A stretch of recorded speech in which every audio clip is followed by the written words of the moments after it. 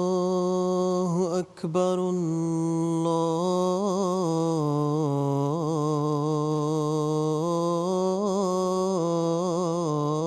الله أكبر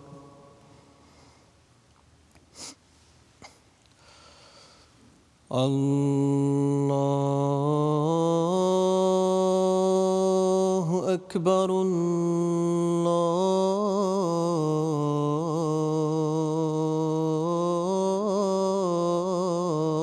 الله أكبر أشهد أن لا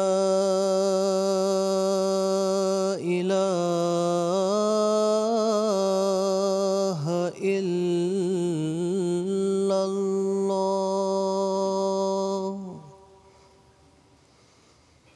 أشهد أن لا إله إلا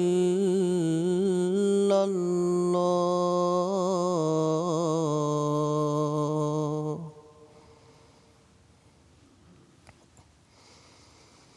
أشهد أن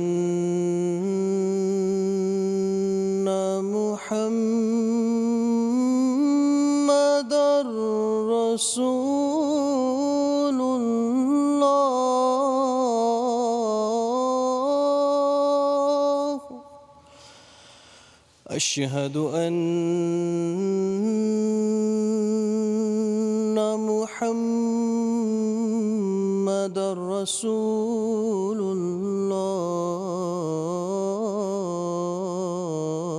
الله حي على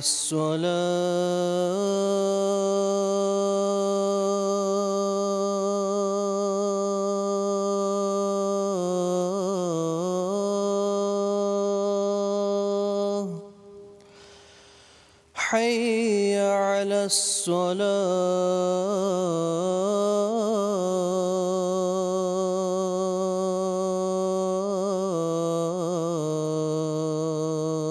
الصلاة حي على الفلاح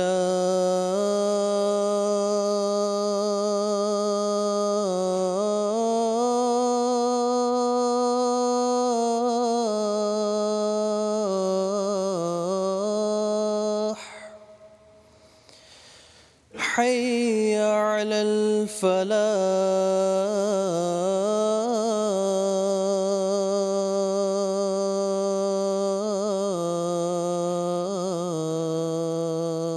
الفلاح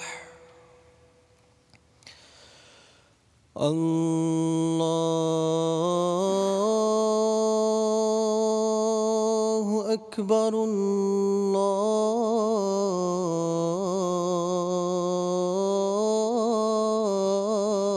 الله أكبر لا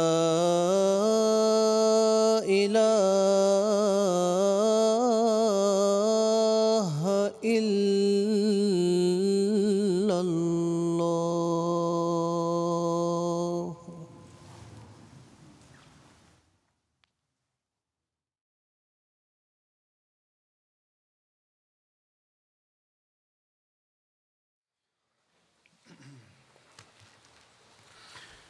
السلام علیکم ورحمۃ اللہ.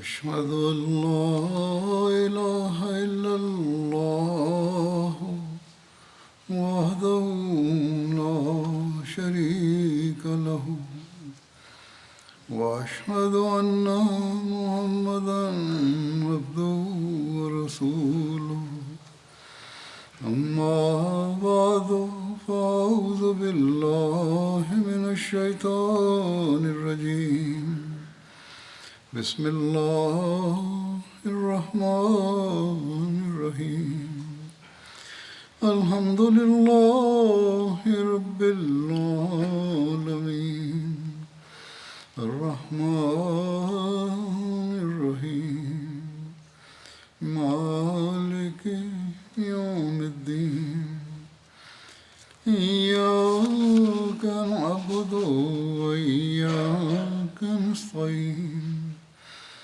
اهدنا الصراط المستقيم صراط الذين أنعمت عليهم غير المغضوب عليهم ولا الضالين.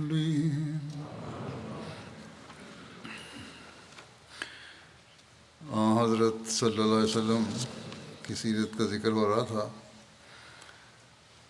روایات میں حضرت صلی اللہ علیہ وسلم کا اپنی بیٹی اور داماد کو تہجد کی نماز کی طرف توجہ دلانے کے واقعہ کا بخاری میں یوں ذکر ہے. حضرت علی بن ابو طالب نے بیان فرمایا کہ رسول اللہ صلی اللہ علیہ وسلم ایک رات ان کے اور اپنی بیٹی حضرت فاطمہ کے پاس تشریف لائے اور فرمایا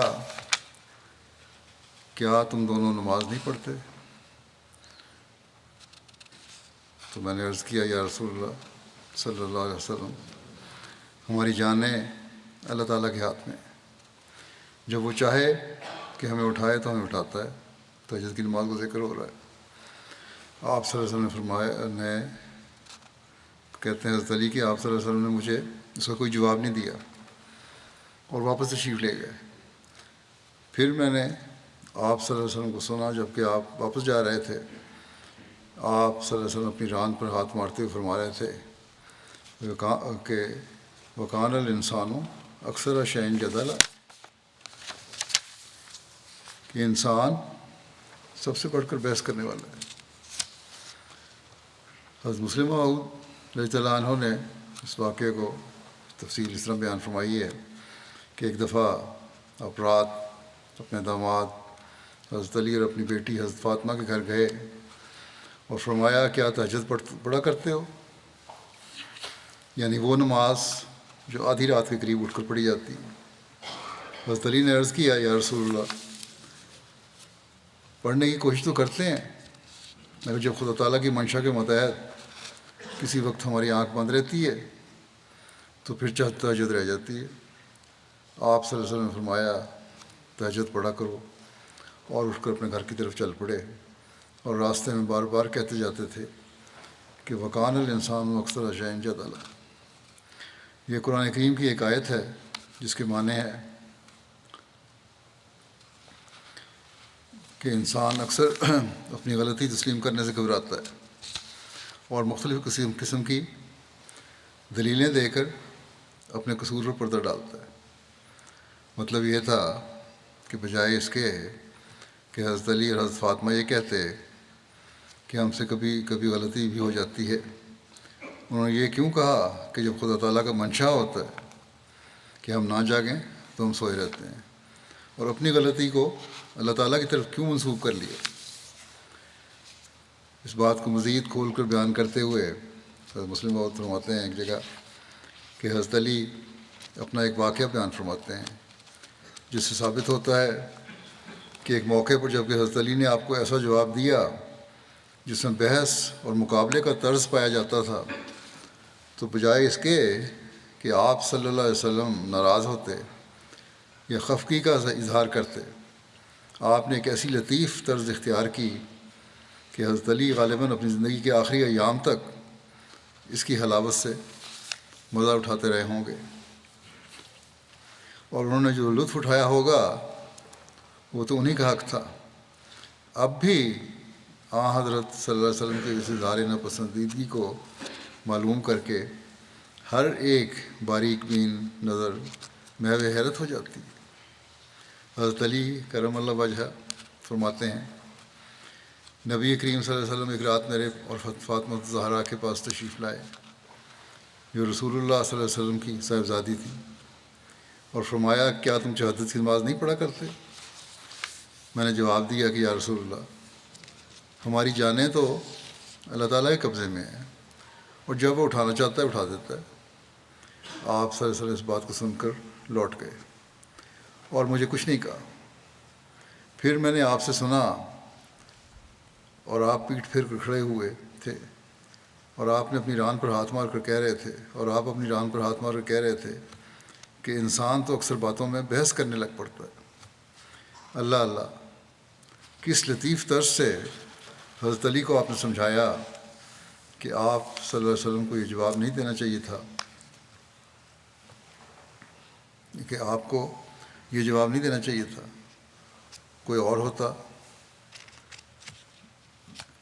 تو اول بحث شروع کر دیتا کہ میری پوزیشن اور رتبے کو دیکھو، پھر اپنے جواب کو دیکھو، کیا تمہیں یہ حق پہنچتا تھا کہ اس طرح میری بات کو رد کر دو؟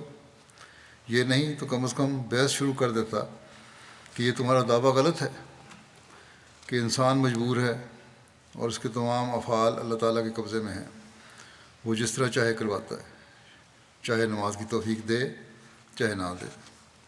اور کہتا کہ جبر کا مسئلہ قرآن شریف کے خلاف ہے، لیکن یہ سب کچھ کہہ سکتے تھے حضرت صلی اللہ علیہ وسلم، لیکن آپ صلی اللہ علیہ وسلم نے ان دونوں طریق میں سے کوئی بھی اختیار نہیں کیا، اور نہ تو ان پر ناراض ہوئے، نہ بحث کر کے حضرت علی کو ان کے قول کی غلطی پر آگاہ کیا، بلکہ ایک طرف ہو کر ان کے اس جواب پر اس طرح اظہار حیرت کر دیا کہ انسان بھی عجیب ہے کہ ہر بات میں کوئی نہ کوئی پہلو اپنے موافق نکال ہی لیتا ہے اور بحث شروع کر دیتا ہے۔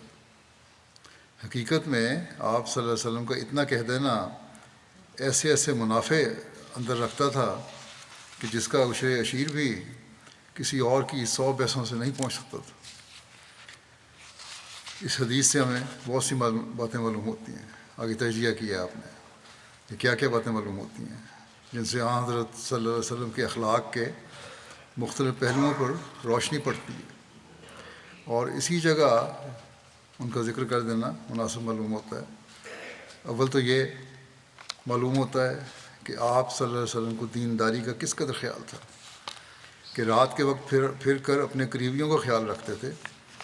بہت لوگ ہوتے ہیں جو خود تو نیک ہوتے ہیں، لوگوں کو بھی نیکی کی تعلیم دیتے ہیں، لیکن ان کے گھر کا حال خراب ہوتا ہے، اور ان میں یہ مادہ نہیں ہوتا کہ اپنے گھر کے لوگوں کی بھی اصلاح کریں، اور انہی لوگوں کی نسبت مثل مشہور ہے کہ انہی لوگوں کے متعلق نسبت مثل مشہور ہے کہ چراغ تلے اندھیرا، یعنی جس طرح چراغ اپنے آس پاس تمام اشیاء کو روشن کر دیتا ہے لیکن خود اس کے نیچے اندھیرا ہوتا ہے، اسی طرح یہ لوگ دوسروں کو تو نصیحت کرتے پھرتے ہیں مگر اپنے گھر کی فکر نہیں کرتے کہ ہماری روشنی سے ہمارے اپنے گھر کے لوگوں کو لوگ کیا فائدہ اٹھا رہے ہیں۔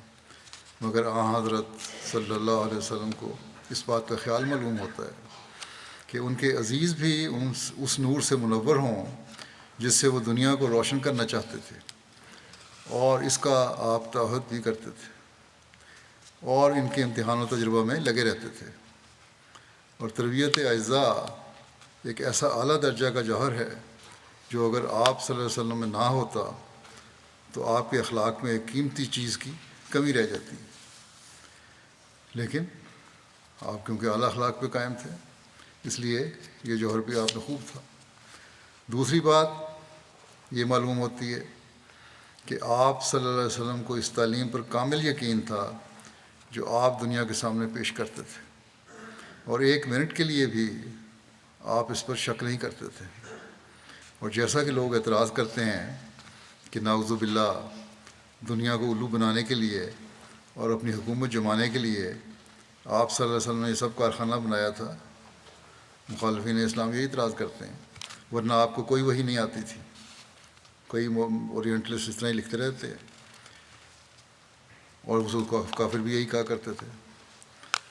یہ بات نہ تھی، بلکہ آپ صلی اللہ علیہ وسلم کو اپنے رسول اور خدا کے مامور ہونے پر ایسا سلج قلب تھا، اتنا پکا یقین تھا جس کی نظیر دنیا میں نہیں ملتی، کیونکہ ممکن ہے کہ لوگوں میں آپ صلی اللہ علیہ وسلم بناوٹ سے کام لے کر اپنی سچائی کو ثابت کرتے ہوں، لیکن یہ خیال نہیں کیا جا سکتا کہ رات کے وقت ایک شخص خاص طور پر اپنی بیٹی اور داماد کے پاس جائے اور ان سے دریافت کرے کہ کیا وہ اس عبادت کو بھی بجا لاتے ہیں جو اس نے فرض نہیں کی، بلکہ اس کا ادا کرنا مومنوں کے اپنے حالات پر چھوڑ دیا ہے، اور جو آدھی رات کے وقت اٹھ کر ادا کی جاتی ہے۔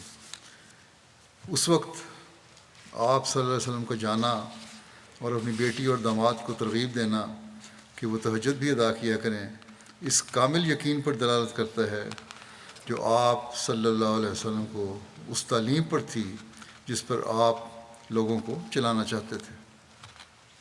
ورنہ ایک مفتری انسان جو جانتا ہو کہ ایک تعلیم پر چلنا ایک سا ہے، اپنی اولاد کو ایسے پوشیدہ وقت میں اس تعلیم پر عمل کرنے کی نصیحت نہیں کر سکتا۔ چلنا یا نہ چلنا ایک جیسا ہے، اپنی تعلیم پر چلنے کی نصیحت نہیں کر سکتا اپنی اولاد کو۔ یہ اسی وقت ہو سکتا ہے جب ایک آدمی کے دل میں یقین ہو کہ اس تعلیم پر چلے بغیر کمالات حاصل نہیں ہو سکتے۔ تیسری بات وہی ہے جس کے ثابت کرنے کے لیے یہ واقعہ بیان کیا ہے کہ حضرت صلی اللہ علیہ وسلم ہر ایک بات کو سمجھانے کے لیے تحمل سے کام لیا کرتے تھے، اور بجائے لڑنے کے محبت اور پیار سے کسی کو اس کی غلطی پر آگاہ فرماتے تھے۔ چنانچہ اس موقع پر جب حضرت علی نے آپ کے سوال کو اس طرح رد کرنا چاہا کہ جب ہم سو جائیں تو ہمارا کیا اختیار ہے کہ ہم جاگیں، کیونکہ سویا ہوا انسان اپنے آپ پر قابو نہیں رکھتا، جب وہ سو گیا تو اب اسے کیا خبر ہے کہ فلاں وقت آ گیا ہے، اب میں فلاں کام کر لوں۔ اللہ تعالیٰ آنکھیں کھول دے تو نماز ادا کر لیتے ہیں، ورنہ مجبوری ہوتی ہے، کیونکہ اس وقت الارم کی گھڑیاں وغیرہ بھی نہیں تھیں۔ اس بات کو سن کر حضرت صلی اللہ علیہ وسلم کو حیرت ہونی ہی تھی، کیونکہ آپ صلی اللہ علیہ وسلم کے دل میں جو ایمان تھا وہ کبھی آپ کو ایسا غافل نہ ہونے دیتا تھا کہ تہجد کا وقت گزر جائے اور آپ صلی اللہ علیہ وسلم کو خبر نہ ہو۔ اس لیے آپ صلی اللہ علیہ وسلم نے دوسری طرف منہ کر کے صرف یہ کہہ دیا کہ انسان بات نہیں مانتا، جھگڑتا ہے، یعنی تم کو آئندہ کے لیے کوشش کرنی چاہیے تھی کہ وقت ضائع نہ ہو، نہ کہ اس طرح ٹالنا چاہیے تھا۔ چنانچہ حضرت علی کرم اللہ وجہ فرماتے ہیں کہ میں نے پھر کبھی تہجد میں ناغہ نہیں کیا۔ بس یہ واقعہ ہمیں تہجد پڑھنے کی طرف توجہ دلانے کے لیے یاد رکھنا چاہیے، اور خاص طور پر مربیان اور واقفین زندگی اور عہدیداران کو اس طرف خاص توجہ دینی چاہیے۔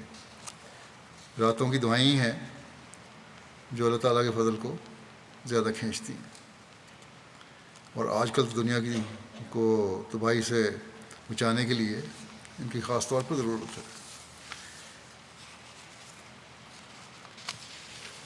پھر واقعات میں غزوہ بنو قینقاع کا ذکر آتا ہے جو 2 ہجری میں ہوئی۔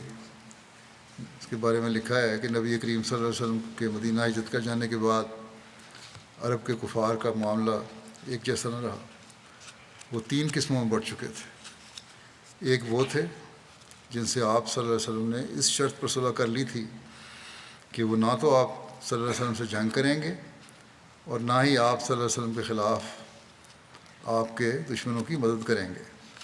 یہ معاہدہ کرنے والے یہود کے 3 قبائل بنو قریظہ، بنو نذیر اور بنو قینقاع تھے۔ دوسرے وہ تھے جنہوں نے آپ صلی اللہ علیہ وسلم سے عداوت کی، آپ صلی اللہ علیہ وسلم کے خلاف جنگ کی، وہ قریش تھے۔ تیسرے وہ لوگ تھے جنہوں نے آپ صلی اللہ علیہ وسلم کو چھوڑ دیا، وہ آپ صلی اللہ علیہ وسلم کے انجام کے منتظر تھے، جیسے عرب کے قبائل، دیگر قبائل۔ ان کی صورتحال بھی ایک جیسی نہیں تھی۔ ان میں کچھ ایسے تھے جو دل ہی دل میں یہ چاہتے تھے کہ مسلمانوں کو غلبہ حاصل ہو جائے، جیسے قبیلہ بنو خزاعہ تھا۔ بعض لوگوں کا معاملہ اس کے برعکس تھا، جیسے بنو بکر کے لوگ تھے۔ کچھ ایسے بھی تھے جو ظاہر طور پر مسلمانوں کے ساتھ تھے، لیکن اندر خانہ نبی صلی اللہ علیہ وسلم کے دشمنوں کا ساتھ دیتے تھے۔ یہ منافقین تھے۔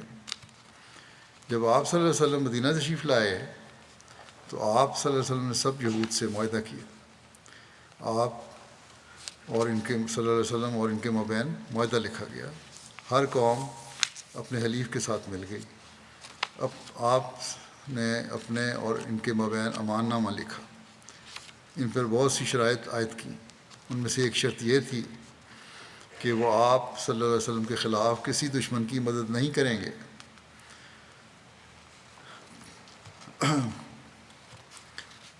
یہ تو معاہدہ تھا۔ اب بنو قینقاع کی جو فتنہ گیتی تھی، اس کے بارے میں تاریخ میں آتے ہیں حوالے، جو اس میں ابن اسحاق کہتے ہیں کہ شاس بن قیس نامی ایک بوڑھا شخص جس کا دل مسلمانوں کے بارے میں کینے اور حسد سے بھرا ہوا تھا، ایک مرتبہ اوس و خزرج سے تعلق رکھنے والے کچھ صحابہ ایک مجلس میں اکٹھے بیٹھے گفتگو کر رہے تھے۔ شاس بن قیس کا ادھر سے گزر ہوا۔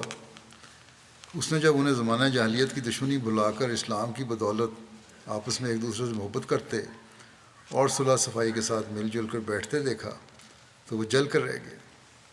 اس نے بے ساختہ کہا، بنو کیلا یعنی اوس و خزرج کے سردار اس شہر پہ متحد ہو چکے تھے کہ اللہ کی قسم، بنو کیلا ان سرداروں کا اوس و خزرج کے جو متحد ہو گئے تھے کہ اللہ کی قسم جب ان کے معزز لوگ متحد ہو گئے تو ہمارے لیے یہاں ان کے ساتھ رہنے کا کوئی ٹھکانہ نہیں۔ بھڑکانے کی کوشش کی۔ اس کے ساتھ ایک یہودی نوجوان تھا، اس نے اسے یہ حکم دیا کہ تم ان کے پاس جاؤ اور ان کے ساتھ بیٹھ جاؤ، پھر ان کے سامنے جنگ بواس اور اس سے پہلے کے واقعات کا ذکر چھیڑو، اور اس کے متعلق انہوں نے آپس میں جو اشعار کہے تھے ان میں سے بھی کچھ شعر سناؤ۔ جنگ بواس جو زمانہ جاہلیت میں اوس و خزرج کے درمیان برپا ہوئی تھی، اس میں اوس کو خزرج پر کامیابی حاصل ہوئی تھی۔ اس وقت اوس کا سردار حزیر بن سماک اشلی تھا، یہ حضرت اسید کا والد تھا۔ خزرج کا سردار عمر بن نعمان بیازی تھا۔ یہ دونوں اس جنگ میں مارے گئے تھے۔ اس جوان یہودی نے مسلمانوں میں بیٹھ کر وہی ذکر چھیڑا اور آگ بھڑکائی۔ اوس و خزرج کے سوئے ہوئے پرانے جذبات پھر بھڑک اٹھے اور وہ مشتعل ہو گئے۔ ان کے درمیان تو میں شروع ہو گئی۔ وہ آپس میں جھگڑنے اور ایک دوسرے پر فخر جتانے لگے۔ بات اس قدر بڑھ گئی کہ دونوں قبیلوں میں سے ایک ایک آدمی آمنے سامنے گھٹنوں کے بل بیٹھ گئے اور آپس میں تکرار کرنے لگے۔ مقابلہ بڑھ گیا۔ اوس کی طرف سے اوس بن قزی تھے اور خزرج کی طرف سے جبار بن صخر۔ بحث کے دوران ان میں سے ایک نے دوسرے سے کہہ دیا کہ اگر تم چاہو تو ہم اس جنگ کو اب دوبارہ چھیڑ کر تازہ کر دیں۔ چنانچہ دونوں فریق غصے میں آ گئے اور بولے، ہم تیار ہیں۔ تمہارے اب ایک طرف مسلمان ہو چکے ہیں، دوسری طرف ہی جہالت بھی چل رہی ہے ساتھ۔ اور پھر یہ کہنے لگے کہ تمہارے وعدے کی جگہ ہررا ہے۔ ہررا مدینہ دو ہرروں کے درمیان ایک ہررا ہے کو سیاہ پتھری زمین کو کہتے ہیں، اور مشرق کی جانب ہررا عقم ہے جسے کو ہررا بنو قریظہ بھی کہتے ہیں، اور دوسرا ہررا الوبرا ہے جو مدینہ کے مغرب میں 3 میل کے فاصلے پر واقع ہے۔ اچھا، مشرق کی جانب ہررا عقم ہے اور اس کو ہررا بنو قریظہ بھی کہتے ہیں۔ دوسرا ہررا الوبرا ہے جو مغرب کی جانب ہے، ایک مشرق کی جانب ایک مغرب کی جانب، تینوں کے درمیان میں 3 میل کا فاصلہ ہے۔ ساتھ ہی شور برپا ہو گیا، ہتھیار۔ اس کے بعد ماحول انتہائی گرم ہو گیا اور دونوں طرف سے زور شور سے جنگ کی تیاریاں ہونے لگیں۔ دونوں قبیلوں کے لوگ وقت مقررہ پر ہررا کی طرف نکل پڑے۔ قریب تھا کہ خونریز جنگ شروع ہو جاتی، لیکن اللہ کا کرنا ایسا ہوا کہ رسول اللہ صلی اللہ علیہ وسلم کو اس ساری صورتحال کی اطلاع پہنچ گئی۔ خبر سنتے ہی آپ فوراً مہاجر صحابہ کو ساتھ لے کر اوس و خزرج کے لوگوں کے پاس تشریف لے گئے۔ آپ نے نہایت حکیمانہ انداز میں ان سب کو مخاطب کرتے ہوئے فرمایا، اللہ اللہ، میرے ہوتے ہوئے جاہلیت کی پکار، وہ بھی اس کے بعد کہ اللہ نے تمہیں اسلام کی ہدایت نصیب فرمائی، اس کے ذریعے سے تمہیں عزت بخشی ہے۔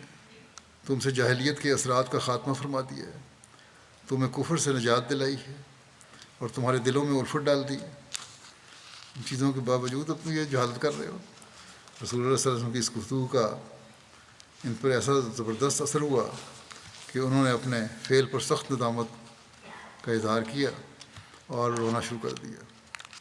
اوس و خزرج کے لوگ جو ایک دوسرے سے لڑنے جھگڑنے کے لیے اکٹھے ہوئے تھے، ایک دوسرے سے گلے ملے، پھر سمع و طاعت کا مظاہرہ کرتے ہوئے رسول اللہ صلی اللہ علیہ وسلم کے ساتھ واپس آ گئے۔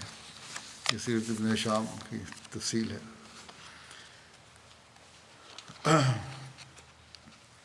یہود کی طرف سے معاہدہ کی خلاف ورزی کے بارے میں لکھا ہے کہ جب غزوہ بدر میں اللہ تعالیٰ نے مسلمانوں کو شاندار فتح عطا فرمائی تو ان لوگوں کی سرکشی کھل کر سامنے آ گئی، اور حضرت صلی اللہ علیہ وسلم اور مسلمانوں سے ان کا حسد ظاہر ہو گیا۔ اپنی اس جلن اور بغض کی وجہ سے انہوں نے اپنے معاہدے کو ختم کر دیا۔ انہوں نے کہنا شروع کر دیا کہ اے محمد، آپ خیال کرتے ہیں کہ ہم آپ کی قوم جیسے ہیں؟ آپ خود فریبی میں مبتلا نہ ہوں کہ آپ نے ایک ایسی قوم سے مقابلہ کیا جو جنگ سے اناڑی اور ناواقف ہے، اور آپ کو ان پر غلبے کا موقع مل گیا۔ یعنی جنگ بدر کی طرف اشارہ کر کے کہا کہ مکے کے کافروں کو تو آپ نے شکست دے دی، ہم ایسے نہیں ہیں، ہم بہت بہتر ہیں۔ اللہ کی قسم، اگر ہم نے آپ سے جنگ کی تو آپ کو پتہ چل جائے گا کہ مرد تو ہم ہیں۔ اور یہود کے تینوں قبائل میں سے جنہوں نے سب سے پہلے معاہدے کی خلاف ورزی اور غداری کی وہ بنو قینقاع کے یہودی تھے۔ اس شرارت کے بارے میں یہ بھی لکھا ہے، چھیڑ چھاڑ جو تھی ان کی مسلمانوں کے ساتھ۔ ایک واقعہ ایک مسلمان عورت کا ہے۔ لکھا ہے کہ رسول اللہ صلی اللہ علیہ وسلم سے ان کی دعوت کے اظہار کے ساتھ ساتھ یہ واقعہ بھی ہوا کہ ایک انصاری کی بیوی اپنا تجارتی سامان لے کر بنو قینقاع کے بازار میں آئی، جس میں اونٹ اور بکریاں وغیرہ تھیں، تاکہ یہ مال فروخت کر کے نفع حاصل کرے۔ یہ مال اس نے بنو قینقاع کے بازار میں فروخت کیا، اور اس کے بعد وہیں ایک یہودی سنار کے پاس بیٹھ گئی زیور وغیرہ لینے کے لیے۔ اس نے اپنے بدن اور چہرے کو چھپایا ہوا تھا۔ کچھ اوباش یہودیوں نے اس سے چہرہ ظاہر کرنے پر اصرار کیا، جس پر اس نے انکار کر دیا۔ اس پر دکاندار سنار نے اٹھ کر اس کے نقاب کا ایک کونا چپکے سے اس کی پشت کی طرف کسی چیز سے باندھ دیا۔ یہ ایک روایت میں یوں بھی ہے کہ اس نے خاموشی سے اس کی چادر کا ایک سرا ایک کانٹے یا کیل میں الجھا دیا۔ عورت کو اس بات کا پتہ نہ چل سکا۔ جب وہ عورت جانے کے لیے کھڑی ہوئی تو کپڑا الجھا ہوا ہونے کی وجہ سے کھل گیا اور اس کا ننگ ظاہر ہو گیا۔ اس پر یہودیوں نے کہکے لگائے۔ عورت نے اس بیہودگی پر چیخنا شروع کر دیا۔ قریب ہی ایک مسلمان گزر رہا تھا۔ اس نے جیسے ہی یہودیوں کی شرارت دیکھی، وہ یہودی سنار کی طرف جھپٹا اور تلوار سے اس کو قتل کر دیا۔ یہ دیکھ کر یہودیوں نے اس مسلمان پر حملہ کیا اور اسے قتل کر ڈالا۔ اس واقعے کے بعد مسلمانوں میں بنو قینقاع کے یہودیوں کے خلاف سخت غم و غصہ پیدا ہو گیا۔ آپ صلی اللہ علیہ وسلم کو بھی آپ نے فرمایا کہ اس قسم کی حرکتوں کے لیے ہمارا اور ان کا معاہدہ نہیں ہوا تھا۔ حضرت عبادہ بن صامت کہنے لگے، یا رسول اللہ صلی اللہ علیہ وسلم، میں اللہ اور اس کے رسول اور مسلمانوں کا ساتھی ہوں اور ان کافروں کے معاہدے سے بری ہوتا ہوں۔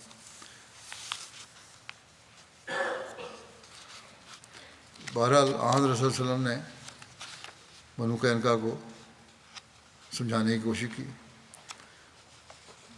لیکن انہوں نے بجائے سمجھنے کی کھلی دھمکی دینی شروع کر دی۔ اس کی تفصیل یوں لکھی ہے کہ بنو قینقاع کو جمع کر کے آن صلی اللہ علیہ وسلم نے فرمایا کہ اے گروہ یہود، اللہ سے ایسی تباہی نازل ہونے سے بچنے کی کوشش کرو جیسی بدر کے موقع پر قریش کے اوپر نازل ہوئی ہے۔ اس لیے مطیع و فرمانبردار بن جاؤ، کیونکہ تم جانتے ہو کہ میں اللہ تعالیٰ کی طرف سے بھیجا ہوا رسول ہوں، اور اس حقیقت کو تم اپنی کتاب میں درج پاتے ہو، اور اس عہد کو بھی جو اللہ نے تم سے لیا تھا۔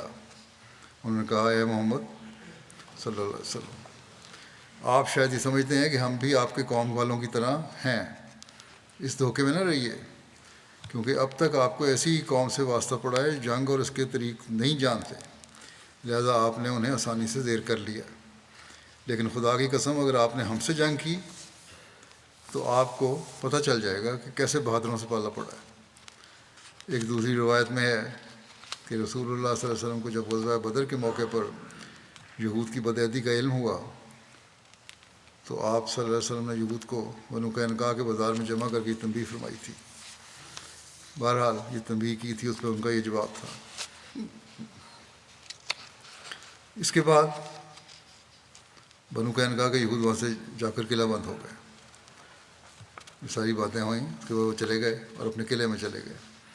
اور حضرت صلی اللہ علیہ وسلم نے ان کی طرف روانہ ہوئے اور آپ صلی اللہ علیہ وسلم نے حضرت لبابہ کو مدینہ میں اپنا قائم مقام بنایا۔ آپ کا جھنڈا سفید رنگ کا تھا اور اسے آپ کے چچا حضرت حمزہ اٹھائے ہوئے تھے۔ بنو قینقاع کا محاصرہ کیا گیا۔ اس کی تفسیر میں لکھا ہے کہ آپ صلی اللہ علیہ وسلم نے 15 دن تک بنو قینقاع کے یہودیوں کا سخت محاصرہ کیے رکھا، اور آپ صلی اللہ علیہ وسلم اس غزوے کے لیے شوال کی 15 تاریخ کو روانہ ہوئے اور ذوالقعدہ کی چاند تک وہیں رہے۔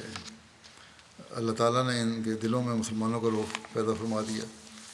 بنو قینقاع کے ان یہودیوں میں 400 جنگجو تھے جو قلعے کی حفاظت پر مامور تھے، اور 300 زرہ پوش تھے۔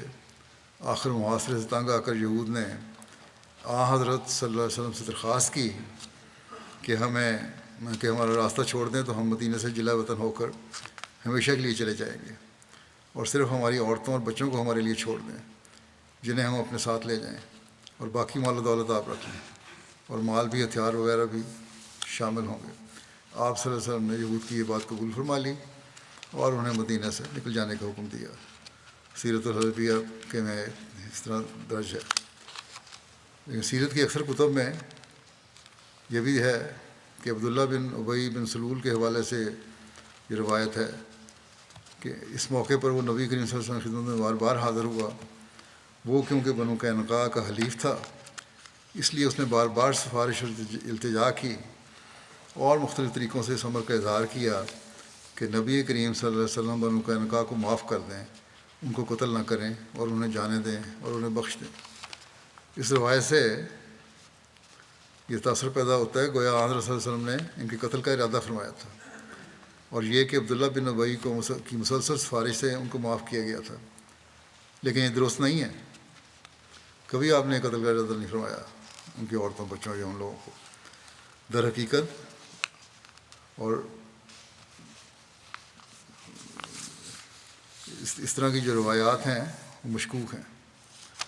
چنانچہ ایسی روایات پر محاکمہ کرتے ہوئے ایک مورخ سید برکات احمد کی کتاب میں لکھا ہے کہ یہود کے ہتھیار ڈال دینے کے بعد جب عبداللہ بن ابی حضور کی خدمت میں آیا اور بولا میرے آدمیوں کے لیے نرمی کا برتاؤ کیجیے گا، تو آن صلی اللہ علیہ وسلم نے فرمایا تیرا ستیاناس ہو، مجھے چھوڑ دے۔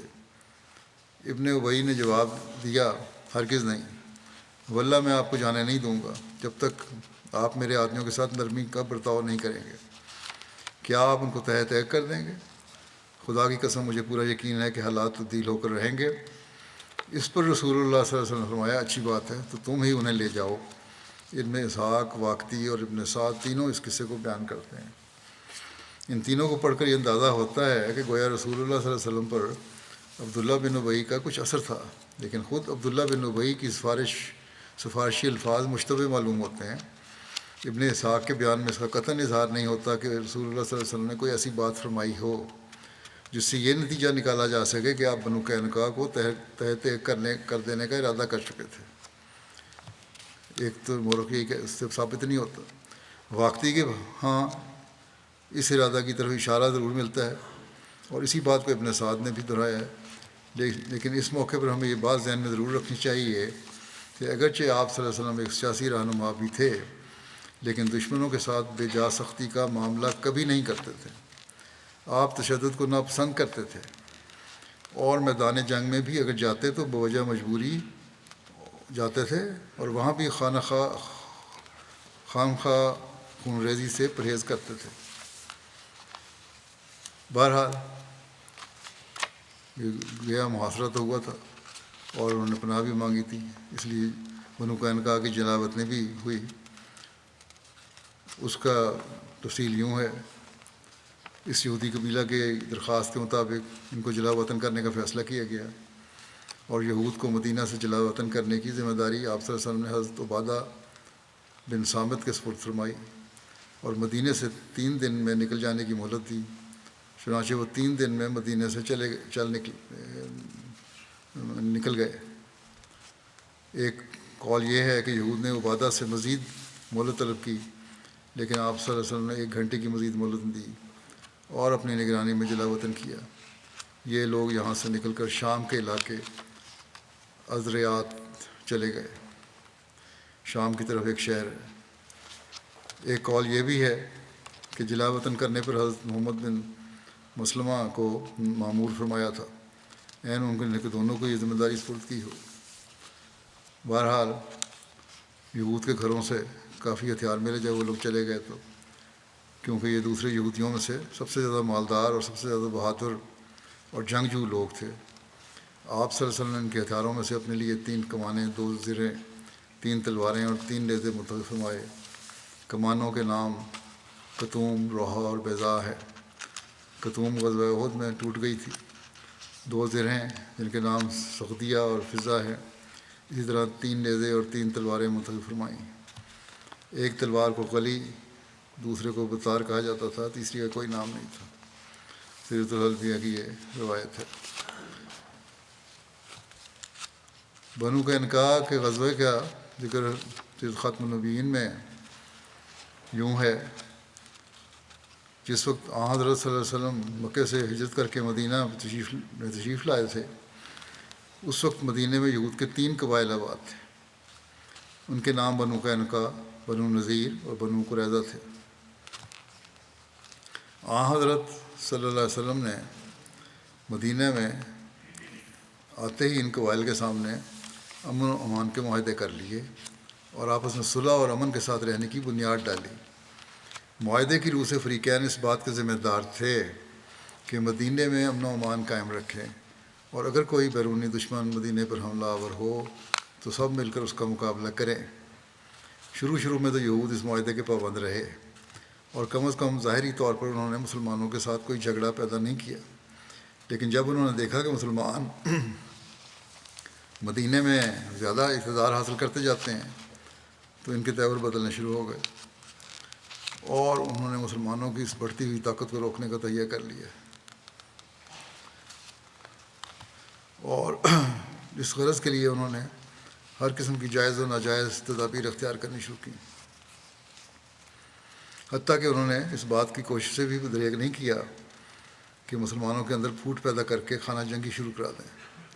چنانچہ روایت آتی ہے کہ ایک موقع پر قبیلہ اوس اور خزرج کے بہت سے لوگ اکٹھے بیٹھے ہوئے تھے، وہاں محبت اتفاق سے باتیں کر رہے تھے۔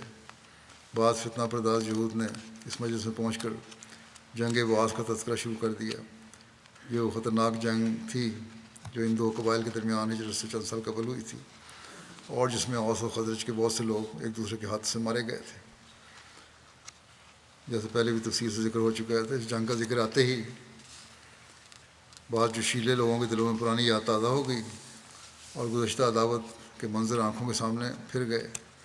چنانچہ نتیجہ یہ ہوا کہ باہم نوک جھونک اور تان و تشنیع سے گزر کر نوبت یہاں تک پہنچ گئی کہ اسی مجلس میں مسلمانوں کے اندر تلوار کھنچ گئی، مگر خیر گزری کہ حضرت صلی اللہ علیہ وسلم کو بر وقت اس کی اطلاع مل گئی، اور آپ صلی اللہ علیہ وسلم مہاجرین کی ایک جماعت کے ساتھ فوراً موقع پر تشریف لے آئے اور فریقین کو سمجھا بجھا کر ٹھنڈا کیا۔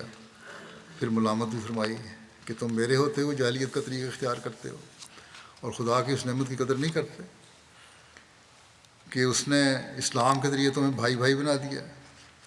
انصار پر آپ کی نصیحت کا ایسا اثر ہوا کہ ان کی آنکھوں سے آنسو جاری ہو گئے اور اپنی اس حرکت سے طائب ہو کر ایک دوسرے سے بغلگیر ہو گئے۔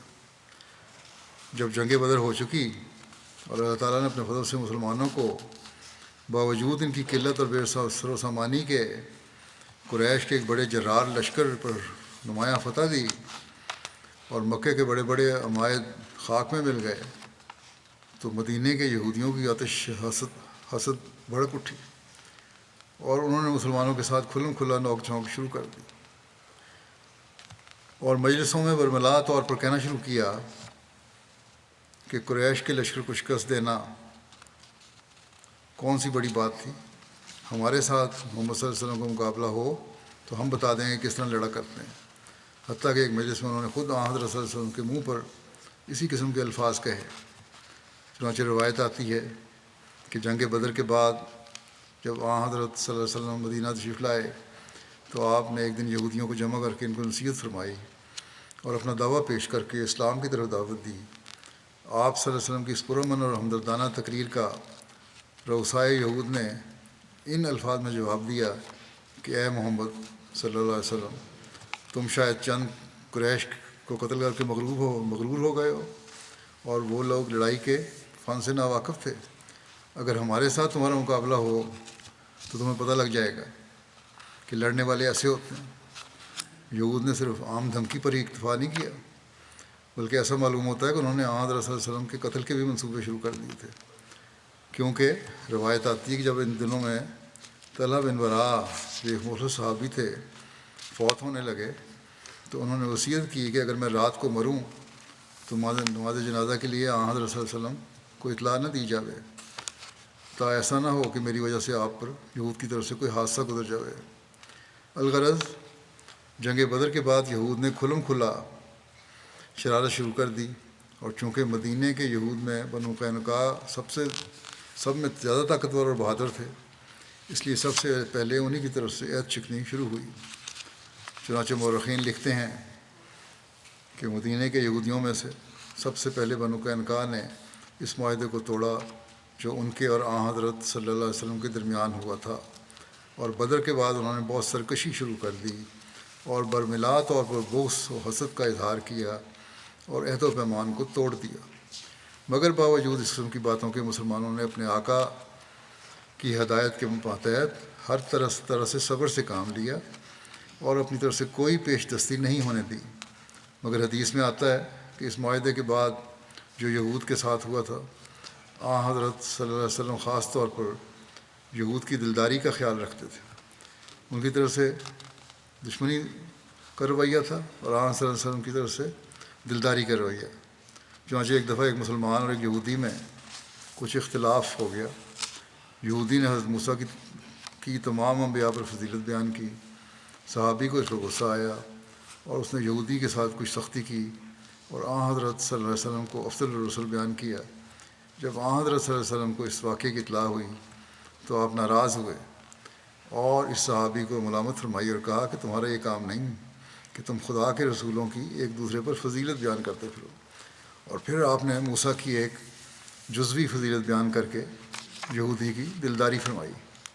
مگر باوجود اس دلدارانہ سلوک کے یہودی اپنی شرارت میں ترقی کرتے گئے اور بالآخر یہود کی طرف سے ہی جنگ کا باعث پیدا ہوا اور ان کی قلبی عداوت ان کے سینوں میں سما نہ سکی، اور یہ اس طرح پر ہوا کہ ایک مسلمان خاتون بازار میں ایک یہودی کی دکان پر کچھ سودا خریدنے کے لیے گئی، جیسا کہ ذکر ہو چکا ہے تفصیل سے۔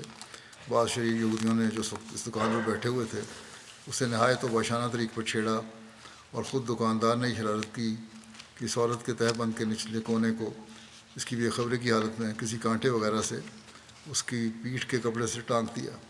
نتیجہ یہ ہوا کہ جب وہ عورت ان کے باشانہ طریق کو دیکھ کر وہاں سے اٹھ کر لوٹنے لگی تو وہ ننگی ہو گئی۔ اس پر اس یہودی دکاندار اور اس کے ساتھیوں نے زور سے کہکا لگایا اور ہنسنے لگے۔ مسلمان خاتون نے شرم کے مارے ایک چیخ ماری اور مدد چاہی۔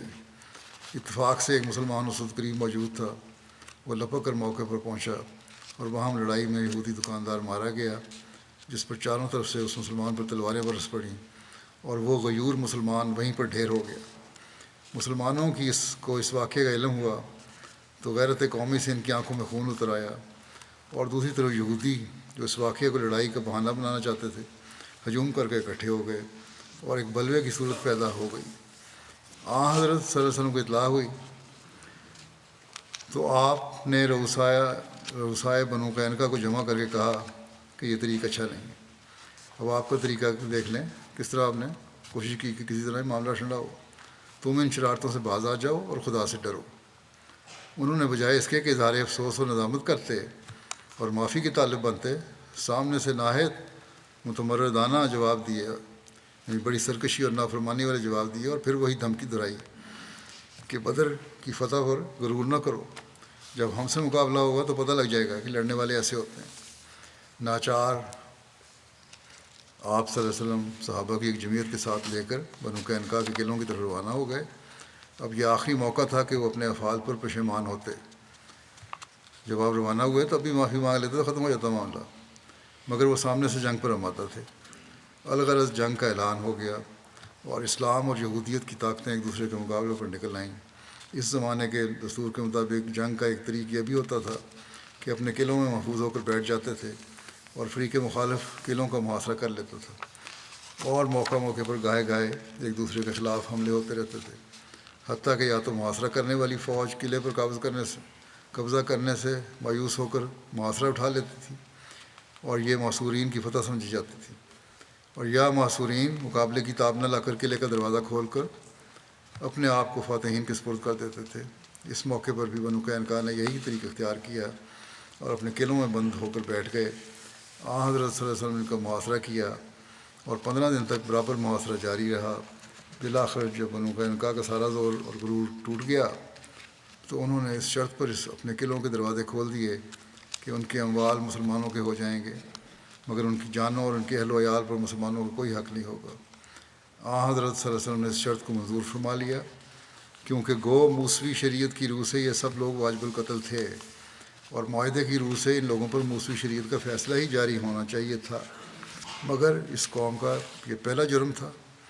اور حضرت صلی اللہ علیہ وسلم کی رحیم و کریم طبیعت انتہائی سزا کی طرف، جو ایک آخری علاج ہوتا ہے، ابتدائی قدم پر مائل نہیں ہو سکتی تھی، لیکن دوسری طرف ایسے بد عہد اور معاند قبیلہ کا مدینہ میں رہنا بھی ایک مارے آستین کے پالنے سے کم نہ تھا، خصوصاً جب اوس اور خزرج کا ایک منافق گروہ پہلے سے مدینہ میں موجود تھا، اور بیرونی جانب سے بھی تمام عرب کی مخالفت نے مسلمانوں کا ناک میں دم کر رکھا تھا۔ ایسے حالات میں حضرت صلی اللہ علیہ وسلم کو یہی فیصلہ ہو سکتا تھا کہ بنو قینقاع مدینہ سے چلی جائیں۔ یہ سزا ان کے جرم کے مقابلے میں اور نیز اس زمانے کے حالات کو ملحوظ رکھتے ہوئے ایک بہت نرم سزا تھی، اور دراصل اس میں صرف خود حفاظتی کا پہلو ہی مد نظر تھا، ورنہ عرب کی خانہ بدوش اقوام کے نزدیک نقل مکانی کوئی بڑی بات نہیں تھی، خصوصاً جبکہ کسی قبیلے کی جائیدادیں زمینوں اور باغات کی صورت میں نہ ہوں۔ ان لوگوں اور بنو قینقاع کی نہیں تھیں، کوئی ان کی جائیدادیں ایسی نہیں تھیں جو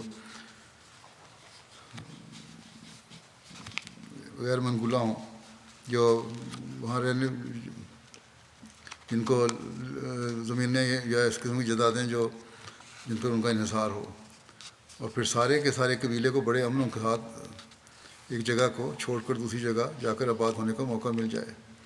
چنانچہ بنو قینقاع بڑے اطمینان کے ساتھ مدینہ چھوڑ کر شام کی طرف چلے گئے۔ ان کی روانگی کے متعلق ضروری اہتمام اور نگرانی وغیرہ کام حضرت صلی اللہ علیہ وسلم نے اپنے صحابی عبادہ بن صامت کے سپرد فرمایا تھا، جو ان کے حلفاء میں سے تھے، یہ ان کے بنو قینقاع کے حلیف تھے۔ چنانچہ عبادہ بن صامت چند منزل تک بنو قینقاع کے ساتھ گئے اور پھر انہیں حفاظت کے ساتھ آگے روانہ کر کے واپس لوٹ آئے۔ مال غنیمت جو مسلمانوں کے ہاتھ آیا وہ صرف آلات حرب اور آلات پیشہ زرگری پر مشتمل تھا۔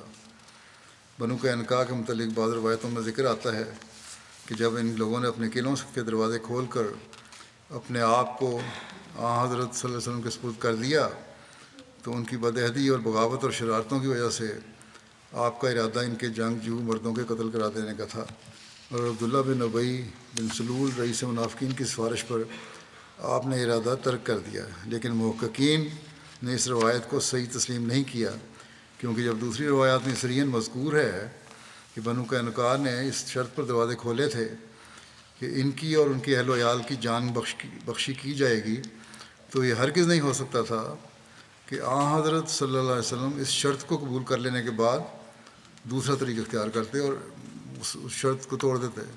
البتہ بنو قینقاع کی طرف سے جان بخشی کی شرط کا پیش ہونا اس بات کو ظاہر کرتا ہے کہ وہ خود ہی سمجھتے تھے کہ کہ ان کی اصل سزا قتل ہی ہے، مگر وہ حضرت صلی اللہ علیہ وسلم سے رحم کے طالب تھے اور یہ وعدہ لینے کے بعد اپنے قلعے کا دروازہ کھولنا چاہتے تھے کہ ان کو قتل کی سزا نہیں دی جائے گی، لیکن گو حضرت صلی اللہ علیہ وسلم نے اپنی رحیم النفسی سے انہیں معاف کر دیا تھا، مگر معلوم ہوتا ہے خدا تعالیٰ کی نظر میں یہ لوگ اپنی بدعمالی اور جرائم کی وجہ سے اب دنیا کے پردے پر زندہ چھوڑے جانے کے قابل نہیں تھے۔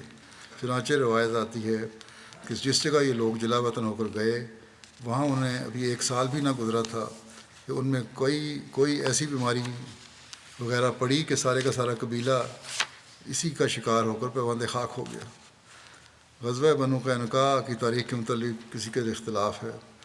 واقعی اور ابن سعد نے شوال 2 ہجری بیان کی ہے، متاخرین نے زیادہ تر اسی کی اتباع کی ہے، بعد میں آنے والے مورخین نے، لیکن ابن اسحاق اور ابن ہشام نے اسے غزوہ سویق کے بعد رکھا ہے جو مسلمہ طور پر ماہ ذی الحجہ 2 ہجری کے شروع میں ہوا تھا، اور حدیث کی ایک روایت میں بھی یہ اشارہ ملتا ہے کہ غزوہ بنو قینقاع حضرت فاطمہ کے رخصتانے کے بعد ہوا تھا، کیونکہ اس روایت میں یہ بیان کیا گیا ہے کہ حضرت علی نے اپنے ولیمہ کی دعوت کا خرچ مہیا کرنے کے لیے یہ تجویز کی تھی کہ بنو قینقاع کے ایک یہودی زرگر کو ساتھ لے کر جنگل میں جائیں اور وہاں سے اسخر گھاس لا کر مدینہ کے زرگروں کے پاس رخت کریں، جس سے یہ ثابت ہوتا ہے کہ حضرت فاطمہ کے رخصتانے کے وقت جو عام مورخین کے نزدیک ذو الحجہ 2 ہجری میں ہوا تھا، ابھی تک بنو قینقاع مدینہ میں ہی تھے۔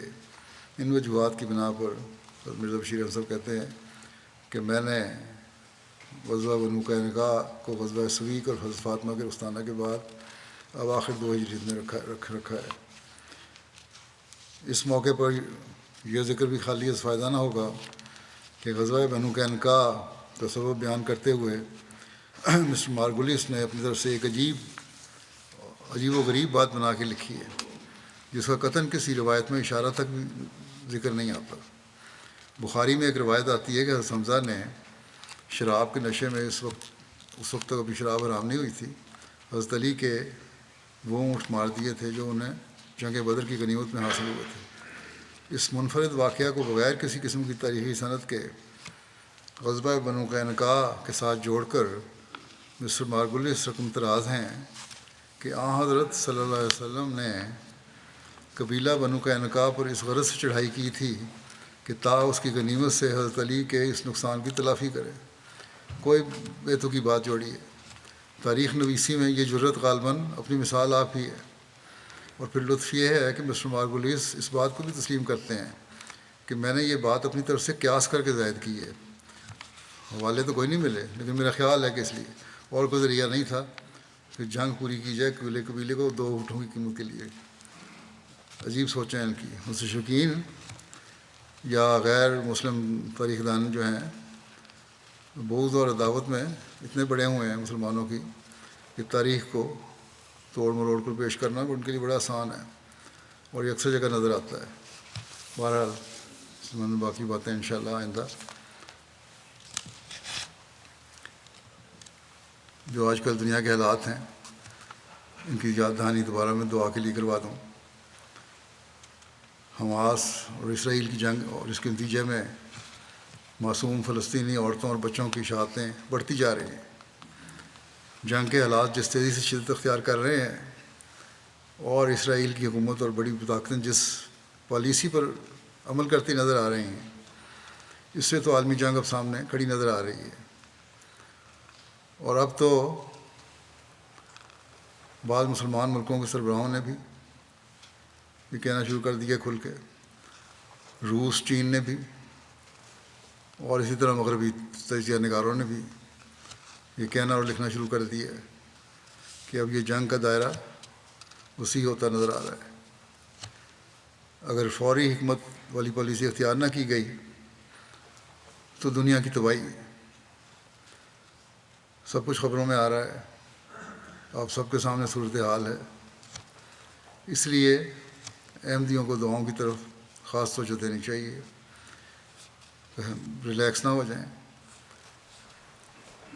کم از کم ہر نماز میں ایک سجدہ یا کم از کم کسی ایک نماز میں ایک سجدہ تو ضرور اس کے لیے پڑھنا چاہیے، ادا کرنا چاہیے، اس میں دعا کرنی چاہیے۔ مغربی دنیا کا تو کسی بھی ملک کا سربراہ ہو، وہ اس معاملے میں انصاف سے کام لینا نہیں چاہتا، نہ اس بارے میں کچھ کہنے کی ضرورت رکھتا ہے۔ اہم دین پیسوں میں نہ پڑے کہ کس ملک کا وزیر اعظم یا سربراہ اچھا ہے اور کس کا اچھا نہیں، اور اس کو ہمیں یہ نہیں کہنا چاہیے اور مسلمانوں کو اس کے خلاف نہیں بولنا چاہیے۔ یہ سب فضول باتیں ہیں۔ جب تک کوئی جرأت سے جنگ بندی کی کوشش نہیں کرتا، وہ بہرحال دنیا کو تباہی کی طرف لے جانے کا ذمہ دار ہے۔ بس اپنے ماحول میں دعاؤں کے ساتھ اس بات کو پھیلانے کی کوشش کریں کہ ظلم کو روکو۔ اگر کسی احمدی کسی سے تعلقات ہیں تو اسے سمجھائیں۔ یہی جرأت ہے، یہی اللہ تعالیٰ کے حکم پر عمل کرنے کا معیار ہے۔ اسرائیلی حکومت کے نمائندے کہتے ہیں کہ حماس نے ہمارے معصوموں کو مارا، ہم بدلہ لیں گے، اور یہ بدلہ اب تمام حدیں پار کر گیا ہے۔ جتنی اسرائیلی جانوں کا نقصان ہوا ہے جو بیان کی جاتی ہیں، اس سے 4-5 گنا زیادہ فلسطینی جانوں کا نقصان ہو چکا ہے۔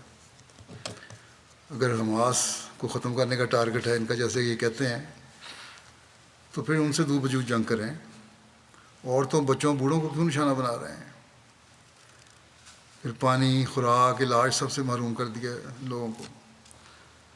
حقوق انسانی اور جنگوں کے اصول کے تمام دعوے یہاں آ کر ان حکومتوں کے ختم ہو جاتے ہیں۔ ہاں، بعض اس طرف توجہ بھی دلاتے ہیں، جیسے گزشتہ دنوں امریکہ کے سابق صدر اوباما نے کہا تھا اس کی جنگ اگر کرنی بھی ہے تو جنگی اصولوں کو سامنے رکھنا چاہیے، سویلین کو پھر ظلم نہیں ہونا چاہیے۔ UN کے سیکرٹری جنرل صاحب بھی بولے تھے۔ اس پر اسرائیل کی حکومت نے شور مچا دیا۔ تو باقی دنیا کے امن کے دعوے داروں نے اپنے آپ کو اس کا سب سے بڑا امن کو قائم کرنے والا سمجھتے ہیں، یا چیمپئن سمجھتے ہیں۔ سیکرٹری جنرل کے بیان کی تائید میں کچھ نہیں بولے، بلکہ ناپسندگی کا اظہار کیا انہوں نے۔ بہرحال حالات خطرناک ہیں اور خطرناک تر ہوتے جا رہے ہیں۔ مغربی میڈیا ایک طرف کی خبریں تو بڑھا چڑھا کر دیتا ہے، اور دوسری طرف کی ایک کونے میں چھوٹی سی خبر، جیسے گزشتہ دنوں ایک رہائی پانے والی جو عورتیں تھیں، ایک عورت نے کہا کہ مجھ سے قید میں بہتر سلوک ہوا، اس کی خبر تو ایک کونے میں چلی گئی۔ اور جو یہ بیان ہے کہ حماس کی قید جہنم تھی، اسے مستقل بڑی خبر کا حصہ بنا کے پیش کیا جاتا ہے۔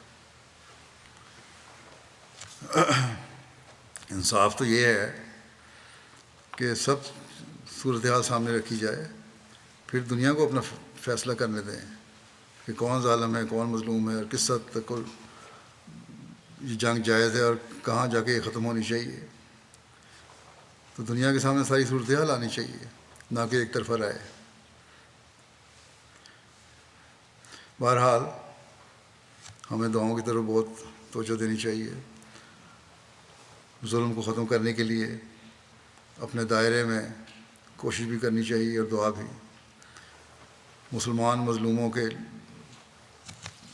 لیے بھی اور مسلمان حکومتوں کو ایک جامع اور دیرپا منصوبہ بندی بنانے کے لیے بھی دعا کرنی چاہیے۔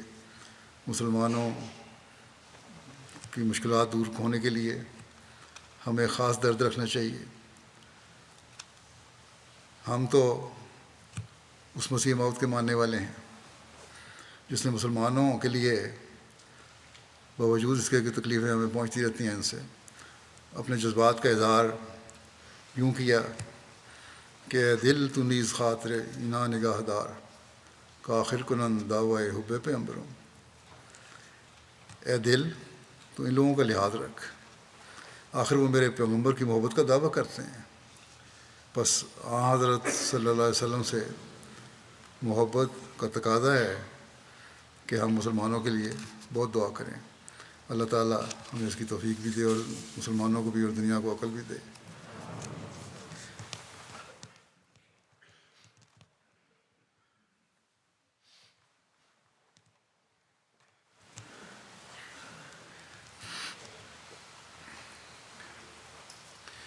الحمد